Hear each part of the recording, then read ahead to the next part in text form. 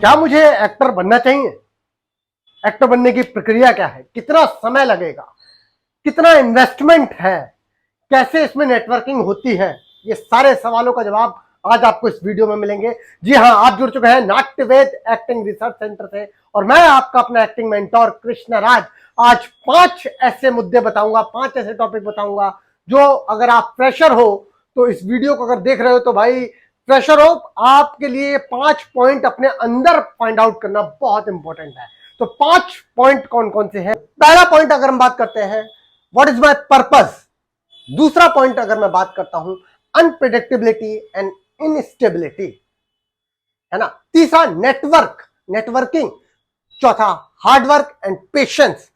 और पांचवा क्रिटिसिज्म और रिजेक्शन। ये पांचों पॉइंट इस वीडियो में मैं आपको एक एक करके समझाऊंगा, कैसे ये आपको जानना बहुत जरूरी है। तो भाई अगर चैनल पर नए हो तो सब्सक्राइब कर दो, फॉलो कर दो, जुड़े रहो, है ना। बहुत इंपॉर्टेंट इंफॉर्मेशन है, पूरी वीडियो ध्यान से देखना। तो भाई पहले पॉइंट को समझते हैं कि व्हाट इज माय पर्पस। मेरा पर्पस क्या है? किस तरीके का अभिनेता बनना है, या मुझे किस तरीके की प्रशिक्षण लेना है, या किस तरीके की ट्रेनिंग लेनी है, किस तरीके का मेरा एक्टर बनने का गोल है। तो पहले कैटेगरी में आते हैं, क्या आपको अलग अलग different type of character play करने में मजा आता है, अलग अलग कैरेक्टर्स को पोर्ट्रे करने में मजा आता है, तो आप उस कैटेगरी पर ज्यादा काम करो, है ना। जिसे मैं अपनी शब्दों में कह सकता हूं कि यार आर्टिस्ट कैटेगरी में, कि यार अलग अलग तरीके की। दूसरी कैटेगरी जो टाइप कास्ट होते हैं, जैसे आप हो, जो आप हो वही आप प्रेजेंट करो। जैसे अगर आप बहुत अच्छी कॉमेडी कर लेते हो, बहुत अच्छे रोमांस करते हो, बहुत सारी अच्छी चीजें करते हो, तो जो आपका ह्यूमर है उसे पकड़ के अपने आप को आगे बढ़ाओ। तीसरी स्टार, क्या आपके अंदर स्टार बनने की क्वालिटीज हैं। अब होता क्या है कि आप जो है, अब नवाज इस तरीके के आप इन्फ्लुएंस तो हो जाते हो यार कि यार वो भी स्टार बन गए, लेकिन वो स्टार नहीं है, वो आर्टिस्ट है। स्टार शाहरुख खान स्टार है, बराबर। अब ये तीनों कैटेगरी अगर आपके दिमाग में क्लियर हो जाएंगी तो आप अपने आप को उसी तरीके से ट्रेंड करोगे, बराबर। अब इसके बेनिफिट्स क्या होंगे? एक तो आपके दिमाग में गोल पता है कि भाई बिल्कुल क्लियर गोल है कि भाई आपको किस तरीके का एक्टर बनना है, तो उसी तरीके से आप ट्रेनिंग शुरू करोगे। अगर मैं दूसरे पॉइंट की बात करूं तो अनप्रिडिक्टेबिलिटी एंड इनस्टेबिलिटी।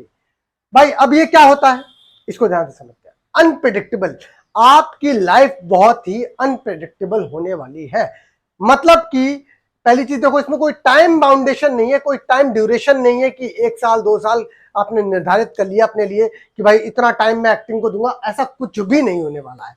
तो अनप्रिडिक्टेबल है। बहुत बड़े बड़े एक्टरों की लाइफ भी कभी अर्श पे कभी फर्श पे इस तरीके की रही है ना।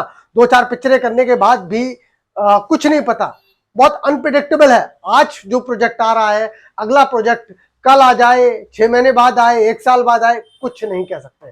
तो अनप्रिडिक्टेबल लाइफ आपकी होने वाली है। और इनस्टेबिलिटी, ये इनस्टेबिलिटी क्या कहता है?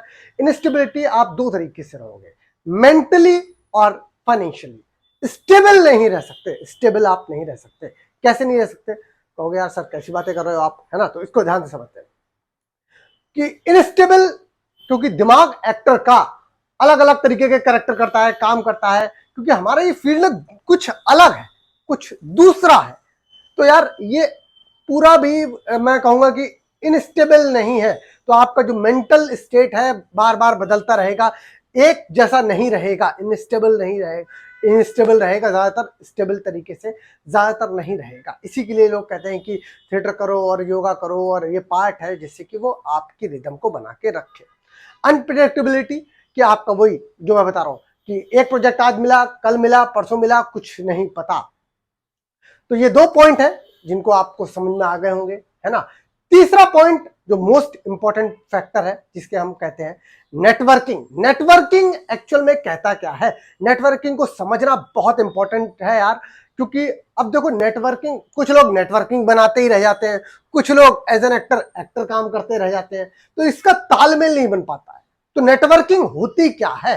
सिर्फ नेटवर्किंग से भी काम नहीं चलेगा, आपको अपने ऊपर भी काम करना पड़ेगा। तो नेटवर्किंग क्या होती है, इसको ठीक से समझते हैं।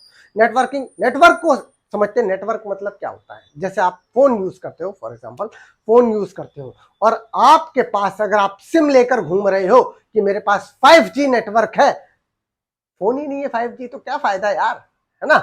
नेटवर्क नहीं है। नेटवर्क के लिए आपको स्ट्रेंथ की जरूरत पड़ती है। देखते हो ना अपने फोन में, अगर सिग्नल वीक होते हैं तो सही तरीके से कम्युनिकेशन नहीं हो पाता है, जो बात आप पहुंचाना चाहते हो वहां तक नहीं पहुंच पाते हो, आप अपनी चीजें दूसरों तक डिलीवर नहीं कर पाते हो, बीच में क्या कहते हैं डिस्ट्रैक्शंस आते हैं। तो नेटवर्किंग बहुत इंपॉर्टेंट रोल फैक्टर प्ले करता है। तो वो आपके अंदर है, आप नेटवर्क बना पाते हो, अपनी रियल लाइफ में नेटवर्क बना पाते हो क्या? ये आपको अपने अंदर झांकना पड़ेगा। आपका नेटवर्क अपने रिलेटिव के साथ में, अपने फ्रेंड के साथ में कैसा है, कैसे आप व्यवहार करते हो, किस अप्रोच के साथ में काम करते हो, ये चीजें फैक्टर काम करती हैं नेटवर्किंग में।